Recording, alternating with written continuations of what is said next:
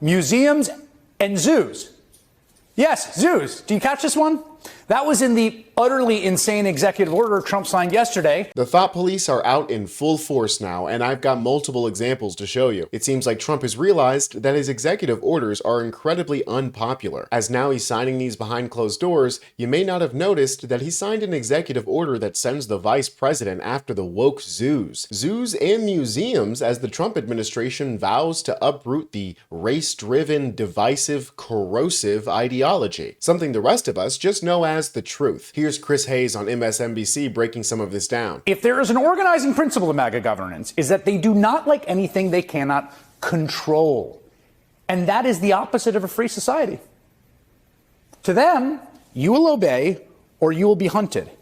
And every day there's a new example, as they just try to remake everything that is part of a free society, not under their control, down to museums and zoos. Yes, zoos. Do you catch this one? That was in the utterly insane executive order Trump signed yesterday, directing Vice President JD Vance to crack down on the Smithsonian Institution by removing improper ideology from its museums, education and research centers, and the zoo. JD Vance is now going to patrol the zoo for improper ideology. Congratulations, Commissar. You've got the zoo portfolio.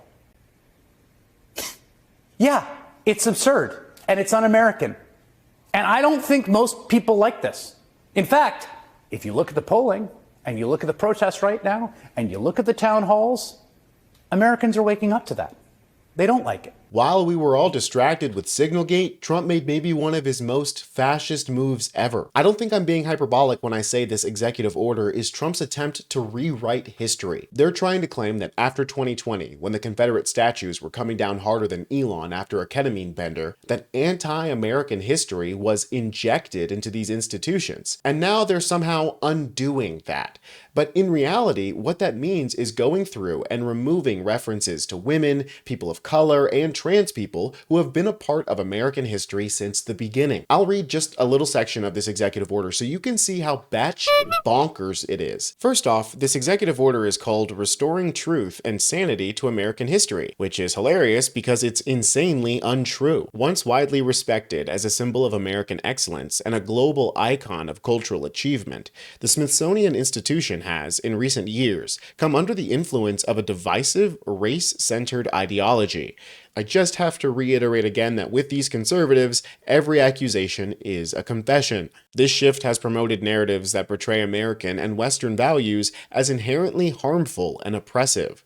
For example, the Smithsonian American Art Museum today features The Shape of Power, Stories of Race in American Sculpture, an exhibit representing that societies, including the United States, have used race to establish and maintain systems of power, privilege, and disenfranchisement. This statement is just factually true, but I guess Donald Trump has a problem with facts that hurt his feelings. The exhibit further claims that sculpture has been a powerful tool in promoting scientific racism, and promotes the view that race is not a biological reality but a social construct, stating race is a human invention. I can't believe I have to be the one to tell the Trump administration this, but race is a human invention. Race is 18th century pseudoscience. It is not a biological reality. My phenotypical characteristics, like my curly hair and my brown skin, are not a result of my race, they are a result of my genetics. And my phenotypical characteristics do not determine my language, nationality, community, or culture. Race is a shoddy and imperfect attempt to put all of those things in one box called race, which just doesn't work in reality. The National Academy of Science has released guidelines for geneticists explaining why they shouldn't be using race to categorize humans because it's not scientific. In the 18th century, European naturalists began claiming that humans belonged to clearly separate biological groups living on different continents. Visible traits like the color of their skin supposedly reflected deeper differences between the races in intelligence and morality. A hierarchy of scientific racism emerged, with white people at the top. When the science of genetics emerged in the early 1900s, some early geneticists tried to modernize the old notions of race, looking for genetic markers in groups of people, but many scientists continued to use racial categories in their research. And now, a century later, after sequencing millions of human genomes, systems, scientists say it is abundantly clear that those notions do not hold up. This executive order only serves to erase the truth in favor of racism and transphobia. The Smithsonian, as a collection of museums, is one of our greatest national treasures, and for Trump to get his tiny little fingers on them is a travesty. And Karen, President Trump is ordering federal agencies and the Smithsonian to get rid of what the order calls divisive and anti-American content. How is that expected to work?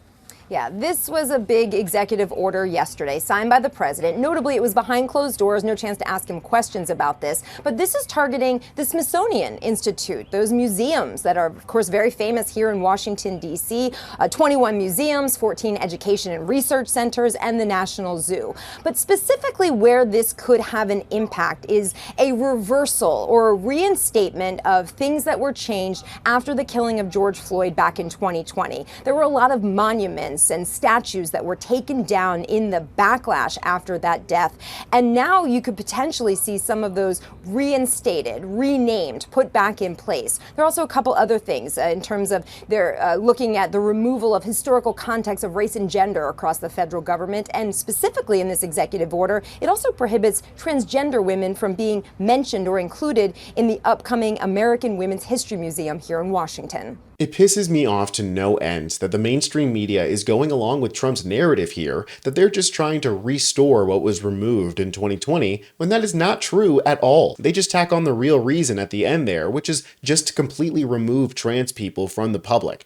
That's their main goal. And speaking of Maine, Trump is sending Mrs. WrestleMania after the state of Maine after the governor made a complete fool of Trump on camera. Hello, I'm U.S. Secretary of Education Linda McMahon, joined by Parents Defending Education founder and president Nicole Neely. Today, the Department of Education is announcing an unprecedented directed investigation into the Maine Department of Education for alleged violations of the Family Educational Rights Privacy Act, or FERPA. We have heard disturbing reports that dozens of Maine school districts allow for schools to create gender plans that support a student's transgender identity and then hide those plans from parents, claiming they don't fall under education records. That is unacceptable and unlawful, if true. Now, in reality, the schools of Maine are just allowing kids to change their names and wear binders, but we have to remember that the first thing that the Third Reich did when they came into power was go after trans people and start burning books. Clearly, they haven't been shy about removing the civil liberties of people in the trans community. But we have to remember in a digital age that burning books is the same as deleting records. It's the same as changing plaques or closing exhibits. It's rewriting history in order to try to make reality mirror their fascist dreams. They want to erase the histories of people they don't like and pretend like it's a biological reality that their in-group are on top. This is by far one of the scariest things that I've seen the Trump administration do, which is probably why he did it quietly behind closed doors. If you guys are enjoying the coverage here, make sure to like the video and double check that you're subscribed. I'm Tony Hinderman with Really American, and I'll catch you next time.